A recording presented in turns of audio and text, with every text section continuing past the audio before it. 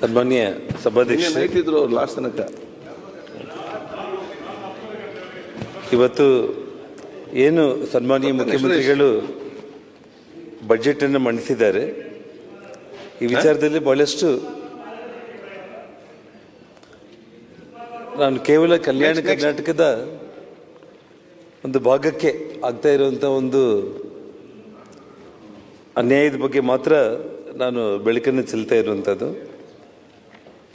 ಬೆಂಗಳೂರು ಇಡೀ ನಮ್ಮ ಕರ್ನಾಟಕಕ್ಕೆ ರಾಜಧಾನಿ.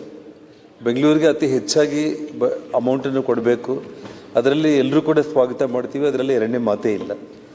ಆದರೆ ಕಲ್ಯಾಣ ಕರ್ನಾಟಕಕ್ಕೆ ಹೋಲಿಸಿದಾಗ ಅಂದರೆ ಬೆಂಗಳೂರಿಗೆ ನಾವು ಅಮೌಂಟ್ ಕೊಡ್ತಾ ಇದ್ದೀವಿ, ಅದರಲ್ಲಿ ಕೇವಲ 10ರಿಂದ 12%. ಇಲ್ಲಿ 100 ರೂಪಾಯಿ ಕೊಟ್ಟರೆ ಒಬ್ಬರಿಗೆ, ಅಲ್ಲಿ 10 ರೂಪಾಯಿ ಕೊಡುವಂಥ ಒಂದು ಪರಿಸ್ಥಿತಿ ಬಂದಿರುವಂಥದ್ದು. ಅಂದರೆ ಇನ್ನು ಅಭಿವೃದ್ಧಿ ಅನ್ನೋದು ಯಾವತ್ತಿಗೂ ನಾವು ಕಂಪೇರ್ ಮಾಡಿದ್ರೆ ಕಲ್ಯಾಣ ಕರ್ನಾಟಕ ಇದೇ ರೀತಿ ಹಿಂದುಳಿದ ಭಾಗವಾಗಿ ಉಳಿಯುವಂಥ ಒಂದು ಪರಿಸ್ಥಿತಿ ಮುಂದೆ ಬರೆಯುತ್ತೆ. ಹಾಗಾಗಿ ದಯಮಾಡಿ ಸರ್ಕಾರ ಇದ್ರ ಬಗ್ಗೆ ನಾನು ಇನ್ನೂ ವಿವರವಾಗಿ ಹೆಚ್ಚಾಗಿ ನಾನು ಬಿಡಿಸಿ ಹೇಳಲಿಕ್ಕೆ ಹೋಗಲ್ಲ.